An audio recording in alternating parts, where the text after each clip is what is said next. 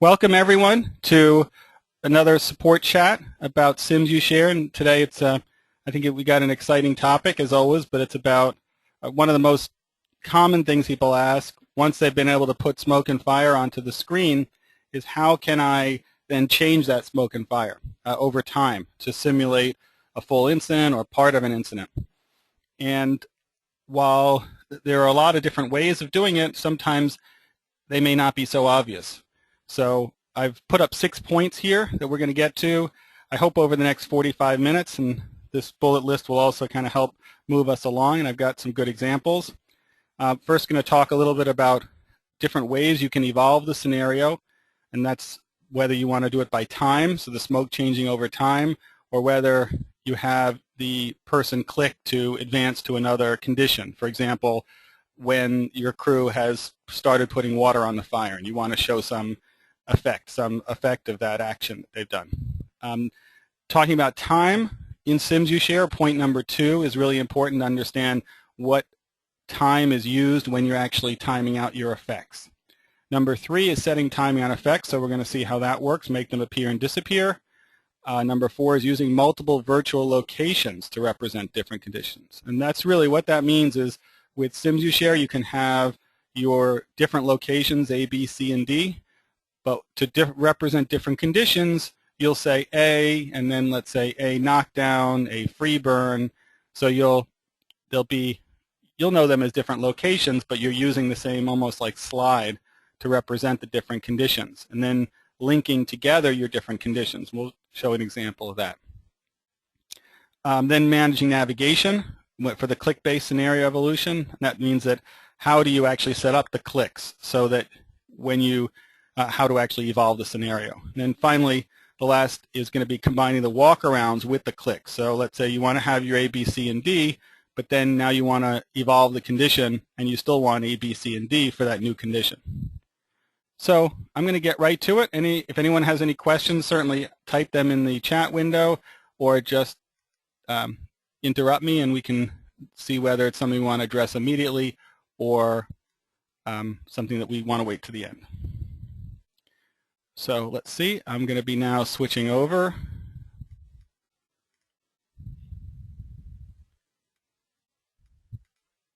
Switching over to the main window. So now you'll see our SimsUshare over here, and let's get right into it.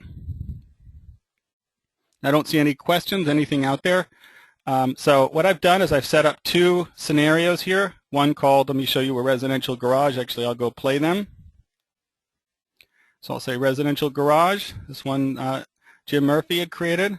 So you see here I've got my navigation, and I've got some smoke from the garage. I can go into the garage. I can go continue out to Charlie side. I can then navigate back into the garage, back out to Alpha. But it really is just a single condition. Essentially the condition, maybe this is a condition on arrival. I'm sort of walking my way around the building. So now, the most obvious way to have the condition change I talked about was time. So let me go back here. I'm going to start to edit this one. I'm going to go here and say that was residential garage. And there's my smoke and my mask, which is cutting off the people not familiar with the mask. That's a way of just having the things cut off so it looks like it's coming from behind something or through something. It doesn't have that little point to the smoke. So now if I wanted to say, have this condition evolve, let me say, here's my initial, let's say this is how I initially want, but now I want to have that get worse. Let me now, what I can do is I basically go and put my effect. Let me say that I'm going to have it, maybe it's going to be burning stronger there after some point. I'm just putting the effect right on top of the other effect. And so by time here, I can go here and in the delay timing, I can actually set up fade in when. So fade in when, let me just point that on the screen there again. Fade in when means how many seconds should the effect start to appear. So let's say I'm going to bring this in like 3 seconds, just for 3.3 seconds. Now you notice there's another parameter over there in delay timing, said fade in duration. Fade in duration means once the fade in when has occurred, the 3.3 seconds, how long should it take before that effect becomes fully visible, so that it can kind of gradually fade in from the point of your fade in when. So what I'm doing here is I'll have it fade in at 3.3 seconds, and once it reaches 3.3 seconds, I'm going to have it additionally fade. I'm going to have it transition in over, let's say, over 1.3 seconds. So that means 3.3 plus 1.2 is 4.5. So after 4.5 seconds, this effect is going to be fully realized. And let's see how that will work. So we're going along here. After a couple seconds, you'll see there's the fade in. So you can see I can fade something in like this over time. And if I wanted to also apply it to that mask, maybe in this situation I wanted it to kind of burn through the garage door. But if I wanted to certainly apply it, maybe now it's just coming out that slit at the top of the garage, I could still go to my mask. And now I'm going to have a little trouble selecting mask. Okay, that's okay. Otherwise I could use the rotator, selection rotator, to get to it. I'm going to go here and also which to mask. I'll say I'm going to make my gray turbulence. So now, even though it's fading in, it still respects that mask that you set. And so there's, now it's masked. So now that says after 3 seconds, bring the thing in, and that's one way of doing it. That's one way of making your scenarios. Now, if you set something up, let's say someone in the latest version, we just added a feature where you could change the scenario time for testing. So let's say if I wanted to smoke, let me go back over here and delay timing. I'm going to fade this in not in 3 seconds, not even in 30 seconds, but let's say in about 200 seconds, or let's say 240 seconds, which is 4 minutes. So now if I now play the scenario, now I could wait here for 4 minutes, but it's kind of boring, and oh, I hear someone's speaker there. Maybe it's just check your microphone. I could actually mute people, but I prefer people just sort of self-mute. And great. Okay, so now I could be sitting here for 4 minutes, but if you have a long scenario where you have multiple things coming in and you can also fade out in the same way, you may want to jump to a certain point in the scenario, fast forward, so that you can see if the effect is working and what the situation is at that point. So over here in the latest version, there's set scenario time. When I click this, it tells me what the current time is. It pauses the scenario. So it was at 38 seconds, and now I can jump to like 195 or so. And now it jumps to all the effects at 195, and in a couple seconds here, we should see, we should have seen that. Let's see. Let me see what happened there. Interesting. Okay, well, it was when, let's see what scenario time is saying. It's saying 212. Okay, well, that's the way it's supposed to work, like that. And apparently there's something, maybe what I have here. Apparently there's something, yes? You set it at 240 seconds. Oh, okay. That's thank you very much. I appreciate it. Okay, well, we'll edit that part of the video. No, so let's set it up. Thank you, Rick. I think that was Rick. Let's set it up at 238. And let's see where it goes. Okay, there we go. Oh, boy. Close one. Thanks, Frank. Thank you, Rick, everyone who pointed that out. So that's one way of doing time. Now, one question you might have is that time when I come into the scenario, or does that time is that kept track of while you're going around the scenario? So if I go here, let me actually replay it. And the question is, okay, is that time, 240 seconds, reset when I'm walking around, or does it persist? And the answer is that time is set for the whole scenario. It's not when you enter a frame or a location. So, for example, if I walk around, no matter how long I walk around, at 240 seconds, if I happen to be at side A, it's going to fade in.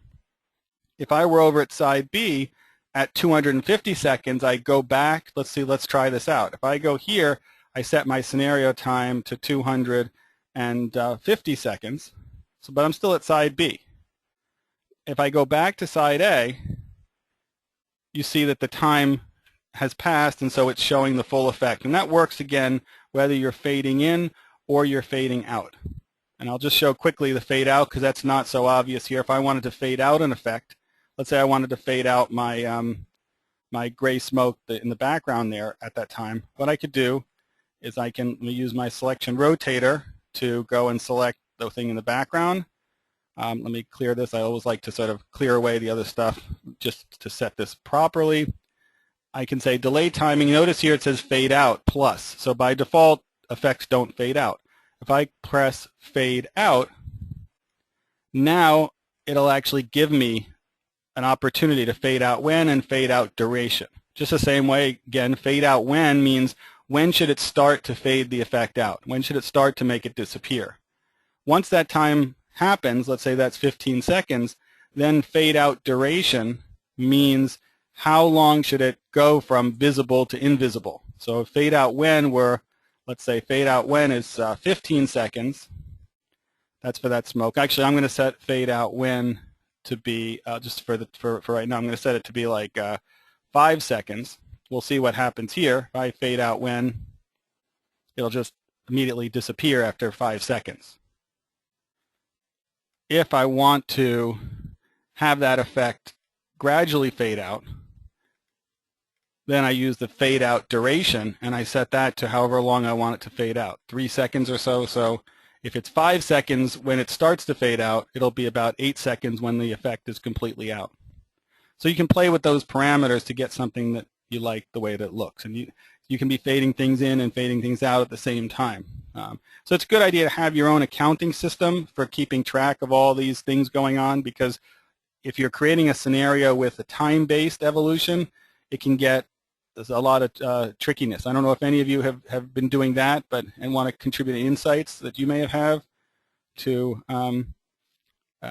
doing this on a time-based way. Anyone want to chime in? I know I think Rick had done some things, and maybe Frank and some other people. Yeah, this is Rick. I did some on venting of some overpressure LP tanks. It worked very well. Now, so clearly you would have a bunch of things going on. Any kind of tips that you would recommend? Then I'll get to Frank about how to manage, what's coming in when. I just did a lot of trial and error. Being this kind of new, I just tried like 4 or 5 different ways to see how it looked. And then when I ignited the vent on the LP tank, I didn't get the look that I was going for, so I actually used 2 of them.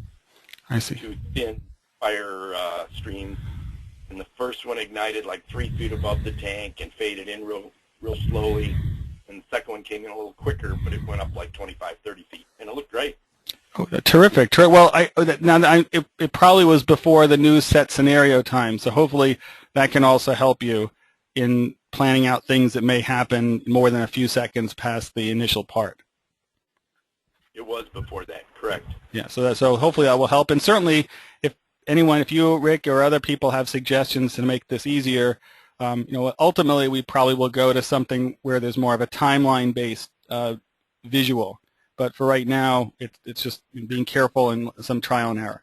And Frank, do you have any kind of tips or techniques in using time-based? Sure. Yeah, Jonathan, one of the things I noticed there on your scenario, and you probably would have got to it as you were building it, but on side C of the building, you could still see the top wisp of the light smoke from side A. You could see it over the roof line. Okay, and you can go over there. Maybe it was a different way. More. Oh, you want right back one? Oh, I see. Okay. Okay. And see how you can see the smoke there, the light smoke? So what I'll do is I'll come to this side and also create the turbulent smoke and have it set to the same time. That way, if they happen to be doing a walk around and they're at the rear of the building, they actually see that turbulent smoke at the time that it comes into the scenario. Mm-hmm. So you have to do it from multiple views. So that tends to help so that they can get a big picture and they go, uh-oh, I got to get back around front and see what's going on. Yeah. That kind of thing. And then one other thing related to your timeline question or what we do, I have, and you could use any text editor, Microsoft Word or whatever. I happen to use Evernote. And when I build a scenario that has a bunch of times in it, then what I'll do is take a screenshot of that element, and then I will put the time on it, and then I put it in Evernote as a screenshot, and then I create a timeline. So any of my instructors, when they're getting ready, if they get ready to do a scenario 6 months from now, they can go through that outline and see where all the transitions are and kind of learn the scenario of what's going to go on. That way when they teach it, they're much more fluent instead of just trying to let the scenario run and then pause and talk and pause and talk. It allows them to kind of prepare for you can tell your members, hey, now get ready, look at the garage and see what you're going to see here in 20 seconds. And they can kind of cue them to doing it. So in a live session, having a note like that for the instructor with a bunch of screenshots can help get them brushed up on the scenario and ready to teach it. That's a terrific idea. I mean, that's great, because yeah, I know even teaching, no matter how many times you go through scenarios, you still can be wondering, there's other things on your mind as an instructor trying to manage, and having that right in front of you makes it not only developing easier, but then makes the teaching more consistent. So I really like that idea of that screenshot. It makes a nice guide for the simulation. Mm-hmm. Yeah, and it helps you, now that you added the simulation time, it's nice too, because if the students want to stop and go back and they say, hey, go back to the part where the explosion happened, you can go back and forth a lot easier instead of starting over from the beginning. Mm-hmm. Oh, terrific. Well, another thing that, as Frank is mentioning, a useful tip, and I think this also gets to what Rick was talking about. When you're creating a scenario like this, there's one way you can do is to create the initial location and then do all the smoke and fire and effects. And the other way is to create the initial and then move to other locations. Or you could make all your locations first and then add the effects. And particularly because we don't have a cut and paste yet in SimsUshare, we really recommend creating your scenario and your time flow based on the best view first. So let's say if it's side A or maybe it's another view. And that way, create all your timing, get that down so you're good on just one location. Then when you go to create a new location, you have the ability to copy all of whatever your initial location, your side A assets at once to that new location. And they're going to be in the wrong spot, but at least you have all your timing down. And that's, if you decide to create your locations first, then you have to do a lot of matching, mixing and matching and figuring out time and a lot of accounting. Whereas if you work on one location, get it kind of the timing set for that one location, it's just so much easier to copy the assets directly into the creation of a new location rather than having to piece it together later on. So it's whatever you become comfortable with, but that's just a little bit of a tip for how to get things aligned properly, kind of at what Frank was talking about. Anyone have a question about that thought or observation? Okay, well, then, so I'm going to move on over here now. And I'm going to get rid of this smoke here because so we're going to get back to essentially the scenario.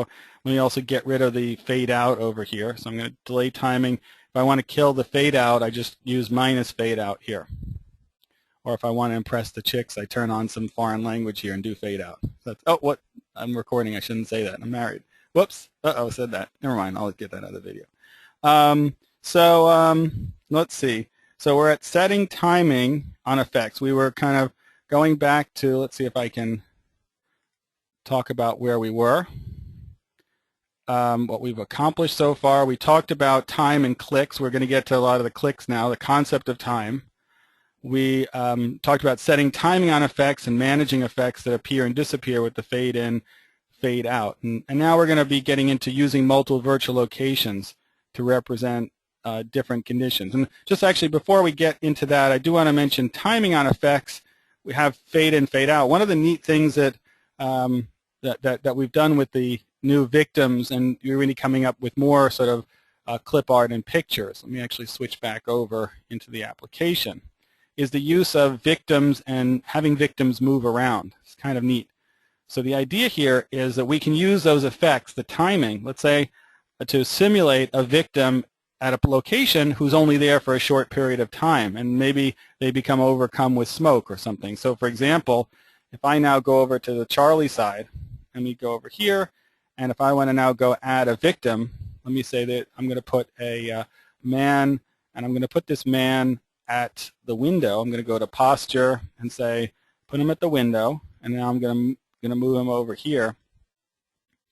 And it's what I can do with these timing effects. Let's say I'm not sure why he'd be here. Maybe he'd be up in, I don't know, somewhere. I'll put him in the window there. Let's say he's over here. He's saying, help, get me out of here. And now again, with the Windows Mac, I'm using the arrow keys to nudge the guy around there. I can set him up with the timing, delay timing. I'm going to have him fade in, let's say, at 5 seconds. And I'm going to have him fade out. I'm going to add a fade out there. I'm going to have him fade out at, let's say, not at 20, but let's say, just for the sake of argument, 10 seconds. So if I now am actually running this scenario, first he's not there, let me reset it. If I'm doing a 360 and I come over here, I don't see anyone, I keep going, and now I set up and everything's okay. Well, now if I go, someone else comes along, look, he's there, but he's not there anymore. So what you can also do there, the idea is you can have your victims and things really move around the house. Again, this takes accounting, and I like Frank's idea of whether you use Evernote or some other program to sequence things. But I could also go here and have this guy show up in the garage. Let's say I have him show up in the garage, and I'm going to put him over here, victims, man, and I could have him kind of passed out. I could have him, he's down over here, and I'll just have him passed out. I won't do the masking. But the idea here is I could now have him fade in. Let me fade him over here after about 10 seconds or so. So the idea now is that he's going to show up at the window, and he's sort of rescuable. He's always rescuable, but I mean conscious and everything. And then 10 seconds in, he's showing up inside. So this is kind of a neat way to make the scenarios more dynamic. I don't know if anyone has tried this. It's a fairly new, the victims is a new feature. But certainly anyone have it, it's a good way to build in some variation to scenarios rather than, go rescue the guy, that guy's always in the window. Just one other thing here, there is a way as well. Let's say you clear the guy. I'm going to go here, and I'm going to go to Charlie's side. Now, for some reason here, if I clear him, I'm sort of showing in terms of timing. If I say, let me now say, let me show this right here. So if I actually run this scenario, I get to my Charlie side. I'm waiting for the 5 seconds here. They're adequately. Now I clear the guy. Now, if I go into the garage, let me see. I think it's still too early. I guess the guy is still there, which I don't want. So there's a way, a little more advanced technique, since we're on this topic, to synchronize this guy here at the window with the guy inside. I go over here to this guy and I say tap control, and I'm going to sync him with each time you have a victim. Some of these pictures you get a different sync, what we call a sync variable. So if I sync him now, actually we'll see something here interesting. And we have some documentation and a little video about this, I believe. Just wanted to show it while we're at here. If I clear him here, and now if I actually go back and I go back into the garage, you'll see he's not there. So because they become synchronized. So again, a little more advanced, but a useful feature as something that could be very necessary in managing victims. So now, any questions? I know that kind of went by a bit fast, but hopefully it's something, if you didn't get it, you can look over the recording once we're done and certainly ask questions or watch videos. I'm going to keep going, and let's see. Now, again, I've muted some people. Just if you want to talk on the phone, just type a chat message, and I'm happy to add the video, add your recording, your audio in, and for a voice question, whatever you prefer. So now we made our residential there. Now we're going to move on to the idea of a click to advance. So let's say we have something here. I've created this scenario. Here's we're showing up at this row home, and I've created a bunch of locations, and I have this sort of map thing. That's a regular thing. I created a location for Alpha Bravo clear. I created a location. This is the idea. This is Alpha Bravo, and I'm using a different location to represent a different condition. So Alpha Bravo clear, I can go to Alpha Bravo vented. So here I guess the crew has vented the roof here. But now when I run the scenario, you'll see here I just have Alpha Bravo, and I have an interior shot, and I have, looks like a Bravo Charlie shot. So I haven't connected any way on an action-based thing. Like, let's say the crew on the roof is going to open the roof. The action is to open the roof. I don't have a way except for that map to go to show the vented roof. But I would like to have something like that. What I can use, I can reassign the arrows here. So this is the idea is if I assign the arrows to say, if I click on an arrow, go to that other location, that's going to give me a way to change the condition based on whatever action the crew has done, and you the instructor, is going to advance. So so let me show that in practice. If I say now I'm right now at my Alpha Bravo, I could say here after I've created my locations for the different conditions, I can set the navigation, and I'm at Alpha Bravo. Let me say that this up arrow here is going to represent this little up semicircle is going to represent the venting the roof. So I clicked on that, and then I click on Alpha Bravo vented, and I'm done. Now, because reciprocal navigation is set to yes here, what that means is when I have set AB vented with this up to go to vented, it automatically is setting when I'm at AB vented to go the opposite one, to go back to this location, Alpha Bravo. So if I were to now look and say, let me look at the navigation for what was AB vented, you'll see it automatically put in the down semicircle. And if I look at what that is, it's saying it's going to Alpha Bravo, which is kind of what I would expect. Now, you don't always want to use reciprocal navigation because there may be situations you only want to go one direction or you don't want the opposite direction. You want to choose, and I'll show that example. You want to choose which arrow goes back. But most of the time, I like to leave this on because it usually is what I want. So now if I'm here at Alpha Bravo, let's now see. Anyone have any questions about that idea of setting a location and then setting an arrow? I'm going to go back over here, setting a navigation arrow to the different condition. And again, just type a message in the chat window, and if you have any questions or that sounds reasonable, I'll just wait another couple seconds, but I don't see anyone saying anything, so. Hey, Jonathan. Oh, yeah, Frank? Hey, real quick, can you highlight your mouse over your arrows just so everybody can see which ones are going where again? Oh, so good. From the AB side, you know. Okay, so what we have here, the AB normally had interior. That's going the up arrow. That was going to be made interior. This semicircle one is going to be going to Alpha Bravo vented, and the left one is going to be going to Bravo Charlie. And this is a little kind of shortcut here to, if you pull this down and you say, let me go back up to AB vented, I roll over. So if I'm now, this is the way you read this is you say, okay, I'm at Alpha Bravo vented. These are the arrows that would be set up. And the only one right now set is if we click the down semicircle, we go back to Alpha Bravo. Now if we see here, I also made an Alpha Bravo clear. If I click on that, you'll see we haven't connected that to any, from Alpha Bravo clear, we haven't connected that to anything.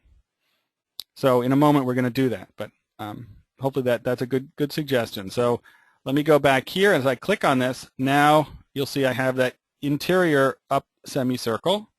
If I click on that, it's shifting over to the vented. Now if I go click down, you'll see now it's just back at its regular, whatever that initial thing, that place that I had. So I can click up and down. Now some people might wonder, great, okay, I can click that, but if you have a couple different conditions, well, you may not want someone to see that you're clicking on which condition. So there's nothing special about this semicircle. I could have made this the right, this arrow, this top right arrow here go to the vented. So if you do not want people to see which button you're clicking, you can minimize this navigation arrow cluster. And now on the keyboard, there are keyboard shortcuts for Windows and Mac. I'm going to use the up arrow, and you'll see, am I clicking the up arrow? That's the same as clicking that inner button, and the down arrow is the same as clicking the down inner button. So I was just using the up arrow to click that, and I used the down arrow to simulate clicking that. Now also on mobile versions and also on the new Windows and Mac version, we can use the tap regions. If we see tap regions, let me just make sure that's cleared. You can tap on the screen to simulate the arrow you're pressing. So if I go here, when you set up multiple locations, there's a thing at the bottom that says Show Tap Regions. This will go quickly. You'll see there it divides the screen up into the 10 regions that simulate the different places in your arrow. Now, I was only using this to remind ourselves. It works particularly well with mobile devices since they don't have the keyboard. But if I click in the appropriate area, it's like clicking on that arrow. So if I'm going to click, if I want to click that middle one there, the middle one that goes up, we'll see here, I'll try and put, when I show the tap regions, that area there is where I would want to click. Now, I don't have to show the tap regions. That's for you, the instructor, to remind yourself. So when I'm here, I can just click on this area, and you'll see here it is the same thing as clicking on those arrows. So it's a way, if you have set up multiple arrows, you have to remember, and again, maybe Frank, do you add this type of stuff, which arrow goes where if you've done changing conditions? Because that can be really helpful for your instructors. Any insights there? Yeah, yeah. Two things, Jonathan. Can you hear me? Yep. I can hear you well. Hello. Okay. Yeah. What I do, I don't use the two middle ones if I'm using like the iPad because sometimes they're hard to get without looking. But what I do is I use those 45-degree arrows, all four of them, and those are the ones that because those are a lot easier to hit when you're not looking, and so that's what I use. And then what I also do is I take a little screenshot of this control cluster that shows them, and then I label it so it shows them on their lesson plan what button they need to hit to move around the scenario. So they don't have to use the tap region box. They can just kind of look and say, okay, if I hit the top left corner, it'll take me to vented. Top right corner will take me to clear. And so on. Yep.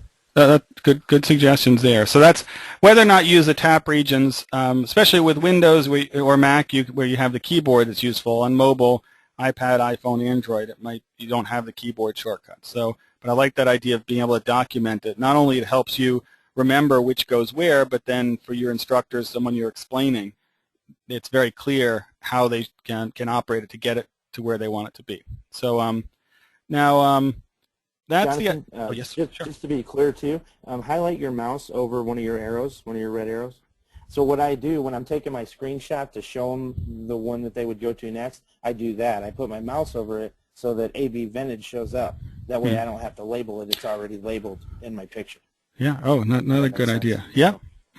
Anyone else have a question about that? I know that we may be talking about some more technical stuff, but does anyone not following kind of what Frank or I've been saying or have questions about that? And just use your chat window. Actually, I'm going to unmute the people I can. Looks like here, Dan and DRE and Pete. Anyone have Dre? Oh, Dre. Anyone have any questions about that or anything that? No. Okay. Okay. Well, that's good. And I'm going to go back to. I'm sort of muting. Well, I'm going to leave the mic open here. So. Actually, no, I'll go and mute.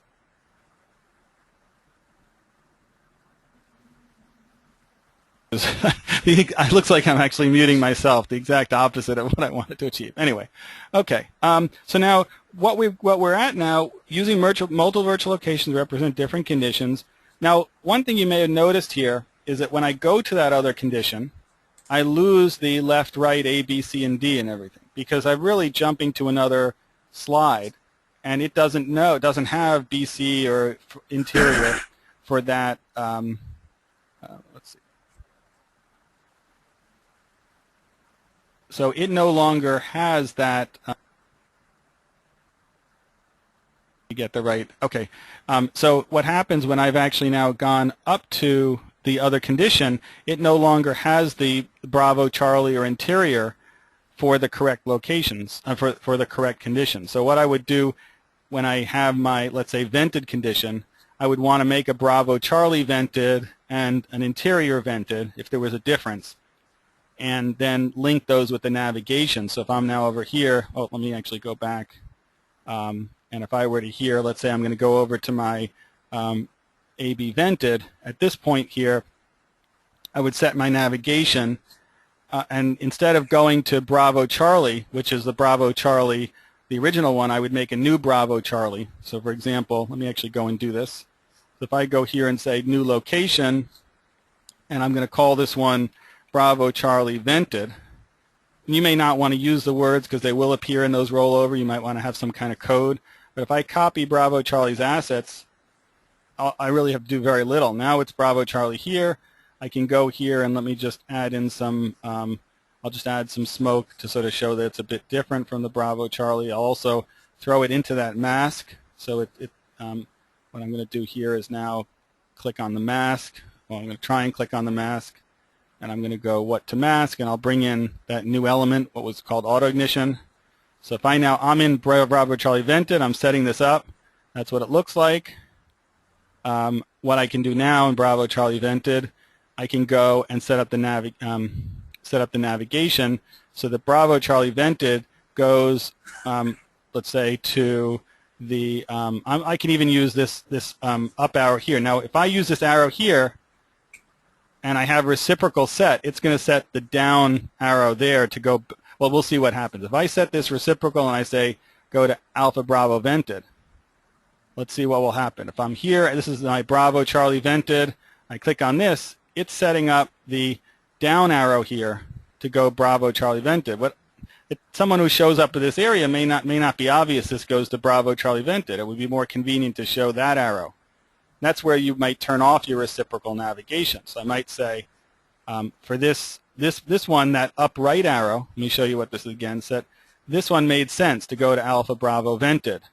But when I was at Alpha Bravo vented, that really didn't make so much sense. So what I'm going to do is turn reciprocal off.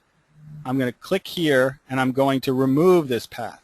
And because reciprocal is off, it's not going to remove the opposite way, the Alpha Bravo to Bravo Charlie. So reciprocal navigation is off. I clicked on this arrow here, and I'm going to say remove it. But now what I'm going to say is click on this arrow, and I'm going to make it go back to, I'm setting it for Alpha Bravo vented, so I'm going to make this one go to Bravo Charlie vented. So now I should have what I want. I'm at Bravo Charlie vented, and now if I click over here to get back to here, now you see Bravo Charlie vented is the up arrow there.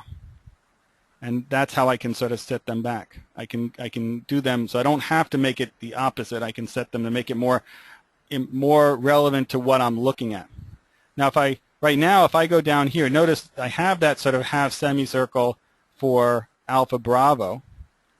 But when I go into Bravo Charlie vented, I don't have the Bravo Charlie over here. So I could just add my little arrow in the navigation if I wanted to now make this Bravo Charlie vented go back to Bravo Charlie regular. I could go here. I'm now checking Bravo Charlie vented. And this is, again, never hurts to emphasize the point Frank was talking about, organizing your locations, because it can get messy when you have a lot of different conditions and locations. So I'm going to go here and set the navigation for Bravo Charlie vented. I'm going to say I'm at Bravo Charlie vented. I'm going to go down to get back to Bravo Charlie. Oh, and I had reciprocal navigation no, so it was not automatically setting that. I'm going to set it to yes. Let me just remove this path here and reset that. That way on Bravo Charlie it will set the up semicircle to go to Bravo Charlie vented. So let me just review what I just did here. I set the lower Bravo Charlie now to go to Bravo Charlie regular. And because the reciprocal was set to yes, it now is, when you'll see over here, if I go to Bravo Charlie, it's automatically now set Bravo Charlie vented to go, Bravo Charlie up semicircle to go to Bravo Charlie vented. So this is kind of a way I can get, as we'll see in a moment. So if I'm over here, if I'm at this, let me reset the scenario. I'm here and I can go to, this is going to Bravo Charlie, and I'm going back to Alpha Bravo. If I now go Alpha Bravo vented, so now I'm almost on I'm on a new circuit. I'm on the vented circuit. I can go here to the Bravo Charlie vented, or I can go back to Alpha Bravo. So I go to Bravo Charlie vented, and if I want to now, let's say that maybe this is not going back to regular, maybe this is a knockdown. Now I'm just going to go back to the knockdown circuit or the regular circuit. So again, accounting for all this stuff is the trickiest part, and I would definitely not recommend doing all this elaborate stuff when you're just starting out. I mean, again, simplicity is really the clearest. I mean, doing single picture, maybe doing a single circuit. You ought to be doing scenarios where you just don't mix different this type of accounting complexity until you're comfortable setting navigation, comfortable creating new locations, adding smoke and fire and things like that. So, but again, I know that this sort of shows you what's possible.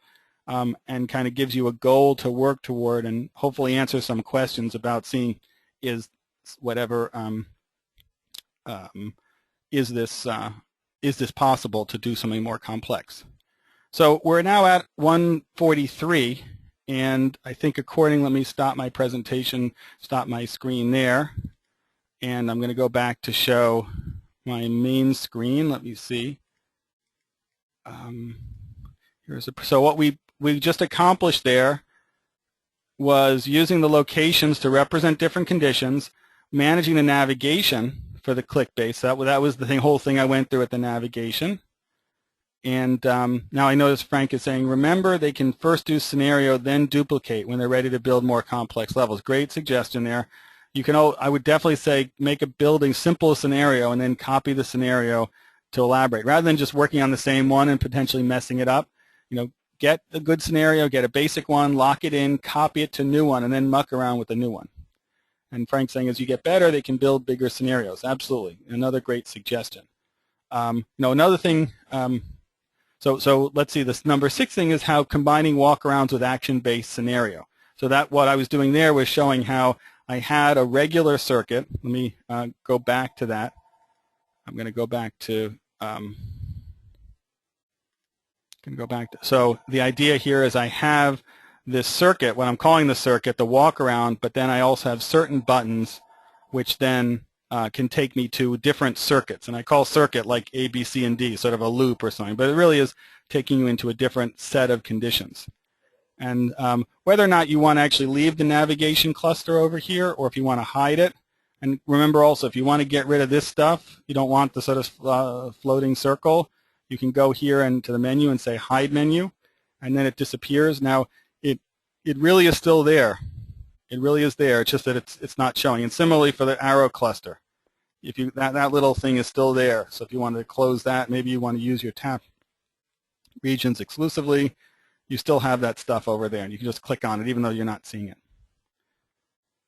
Well, that hits 45 minutes. Let me see. I think want to sort of open it up for questions or things that you'd like to see that may have kind of gone by too fast, or anything that you're working on your own scenarios. I think you can unmute your microphone, or you can type, and probably a good idea to let's give it a shot. Let's see what happens. Anyone want to? It's Rick Emery. Hey, Rick. Hey, just very good. I got a little distracted there with a couple things in the office, but picked up a lot. I need more of these. Oh, wonderful. Well, we definitely want to. Jim Murphy and I are really eager to put this out, and we really would love to figure out how to encourage more participation to help kind of not only just answer like technical questions, but if anyone wants to submit some scenarios and talk about what you've done and kind of work it out as a group, I think we all can help each other. So we're all for that. And if you have also particular themes, these sessions, we can talk about anything, but I think it's always a good idea to have a particular theme so we can prepare a little material and just have some focus. Well, as you know, we're doing all HazMat ones. We're not doing any fire ones. But being a fireman, okay. I enjoy them, but we're just concentrating strictly on the HazMat ones. We've got about 20 now, but as you know, we're switching from the other program to this. So I think probably in 3 months we'll be ready to be completely over. Well, that's wonderful. And I mean, obviously I want to hear what can help you more. In the background, I should also mention we're working with a group. We're going to actually be introducing some HazMat effects. Some containers, different responders, a full set of placards. So any suggestions that you have, Rick, to based on what you need, certainly shoot them to me or post them online as sort of a feature request, because there's a lot of possibilities. But Jim Murphy and we always talk about it's much better to be very motivated and say this is going to be something that I can use rather than just potentially what people could use. Sure. Okay, and Dan Rigdon saying, great, thanks. Can you send emails with Outlook calendar invite, which posts it directly in my calendar? I like the idea of HazMat being included. Yeah, we're going to try and do that. Jim and I have been experimenting with the sort of the webinars and GoToMeetings, and figuring that out. We probably will have some sort of opt-in registration system so that we can send Outlook. So for reminders, we know that right now this sort of just reminding this, it's a bit haphazard. But so, over the next couple sessions as we kind of work out the technical infrastructure, we're going to make that more streamlined. But so I think the next talk we'll look into putting a question out there. Email us and we'll send you the calendar or something. There Dre? was something on the web that I clicked to add it to my calendar. I know with Google, in our events, there was adding it to iCal and to Google Calendar. Let me take a look at that. Maybe Jim also, we can make a note to talk about that to see. So that's a good point. There in our website, there is the add to Google, and maybe there is another feature for add to Outlook, or I can make a suggestion there. Hey, Jonathan. Yep, Frank? Yeah, I invited Dan. I think he probably got it from my Facebook page like 2 minutes before you started. But maybe, if he just friends your Facebook page from his page and, clicks that he wants to get those notifications, I think then that'll get him that GoToMeeting link ahead of time rather than, if he didn't get it till right at the end. Is there a way if I know I posted a Facebook message a few minutes before we started. Is there a way to?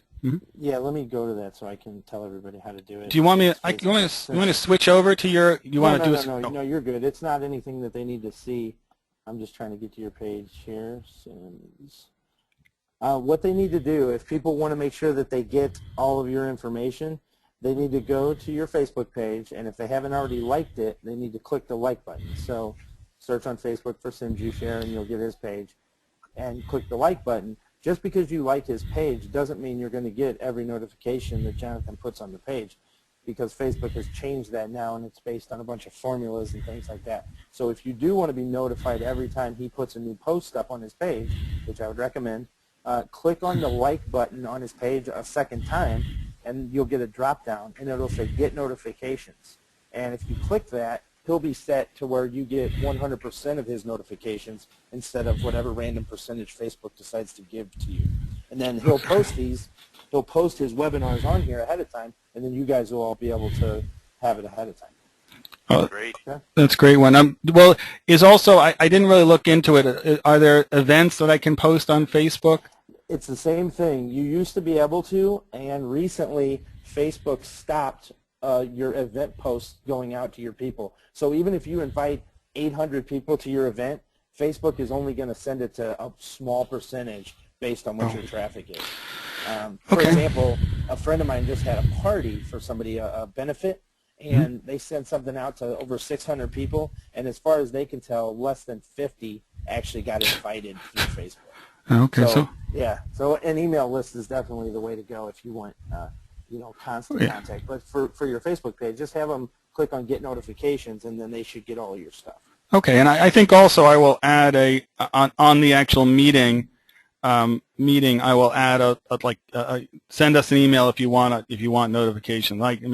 Until that becomes overwhelming, I can certainly send out, make an Outlook notification if it's not if someone doesn't have Facebook or can't use it or something in their office as a sort of a backup way. I think that'll be good. I don't think GoToMeeting has sort of the registration. It has the GoToWebinar probably has something like that, but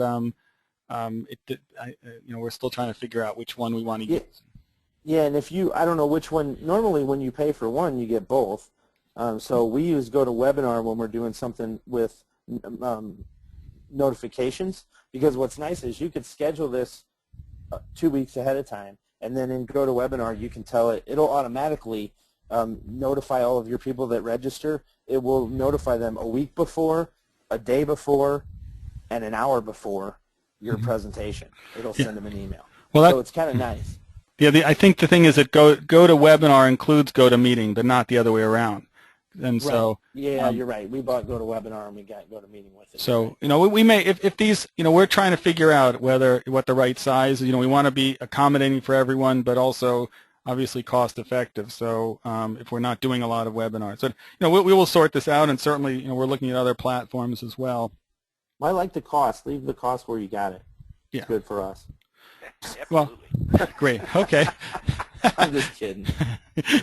Okay. Well, if anyone has any questions, one small thing here I ought to show. I don't think I showed it, was when sort of by sort of like a little bonus for sticking out, listening to my voice a little bit longer. If we go back here to the residential garage, one thing you might notice with the navigation, something interesting that kind of flew by. But if I go forward from alpha side, I get into the garage, and if I now go forward, I get to the let's see, go. Oh, I'm not showing it. Whoop, I guess I got to show my application. I think I am. Let's see where I should be showing. Let me make sure I'm showing it. Okay, good. If you didn't see that, I'm at alpha side. I go into garage, and I go to, if I click forward, oh, I see. You know what's happening? I bet my victim there is blocking it. If I go forward, let me try this again. I bet my victim there. There he is. That's the problem. Okay. So that's something we have to sort out for the order. But let me get rid of him. Oh, I should have. That's the trouble about doing these things. Hey, Jonathan, while you're talking, I'll kill some time. Hey, Rick Emery. Yes, sir. Do you have a website for your business, or is it just the Facebook page? EmerySafety.com. Okay. Thank you. Okay. Thank you, Frank. Thanks, Rick. And little networking, Jonathan. Yeah, absolutely. Well, that's what, we want to encourage a lot of that, because it's people, and whether it's our program, other programs, I mean, tips and techniques. Great. Thank you, Rick. Thanks, Frank. So what I was saying here is, notice I'm at alpha side, and if I go forward, I get into the garage, and if I go forward again, I get to Charlie side. But notice what happens if I go in the garage. I'm at Charlie side, and if I go garage and I go forward, I get back out to alpha side, which is not the default behavior. So what would really happen if you got into once I'm in the garage going forward, it doesn't remember whether you came from alpha or Charlie. So forward really, so if I'm in the garage here and I go forward, okay, that goes to Charlie. But if I get back into the garage, one thing you'll notice, there's no victim, because I'm coming from Charlie into the garage. But now if I came from alpha into the garage and Charlie into the garage, once I'm in the garage, it doesn't remember which direction I came from. So how did I make it? So if I came from Charlie, forward goes to alpha, which is what I'd expect. Meanwhile, if I'm in alpha and I go to garage, continue going forward goes to Charlie. So this is a little bit of navigation trickery. You might have seen it, because this is how someone navigating the scenario would expect it to work. But the trickery, if you see my list over here, is that I actually have two garages. I have a garage which is basically when I enter the garage from the alpha side, and I have a garage that I use when I enter the garage from the Charlie side. And that gives me the ability to change the navigation based on where I've come from to make it more natural. If I only had a single location garage, that means I would have to have a fixed navigation in that garage, and it wouldn't be able to account one of the directions, either from alpha or from Charlie. It would get all messed up. It would be I couldn't have that remembering the history. So that's a little thing. If you find using forward, back, left, right, and you're saying, boy, well, I'm getting to a location and I want to remember where I came from, you really have to make a separate path to that location, and remember to include the assets. So you can actually see here the little clue in my haste is if I'm actually here in, if I'm in this location, let me see, I probably have to wait for him. If I'm in the alpha and I go into the garage here, let me actually go back in here. There, okay, so now you see this is the garage entering from the alpha side where I've got the guy. If I go back and now I enter garage from Charlie's side, you see the guy's not there because this is a different location. So again, more accounting. Oh, Frank's saying a ninja, but these are one of those little things that can make a difference, and you may be wondering how is it possible to do it. More manual accounting, but and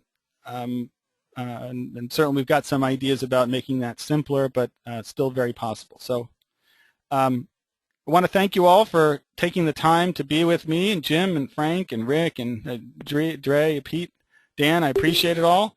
I'm going to put the recordings in our webinar archive. I got to figure out where to post how to get to the archives.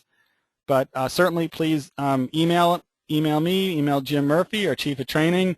and post our Facebook, let people know, and let us know how we can help you use the program further. And Frank, anyone want to do a quick plug for, or say what you're working on? Any websites? Anyone want to chime in? I'll start with Frank because I know he's got his mic on. Can you hear me? Yep, can hear you. Oh, sorry. Yeah, no, I mean, I do a lot of the stuff it sounds like everybody else here is doing, is playing around with the software and making it work for my department. So you can check out my stuff over at modernfireinstructor.com. That's my sort of homepage for everything technology in the fire service. So thanks, Jonathan. Great job, man. Well, thank you, Frank. And I heard someone else there. I know, was it Dan or Rick or Dre? Say that website again. modernfireinstructor.com. What I'll do, let me actually go here, and I will just go and type in a couple. Anyone else want?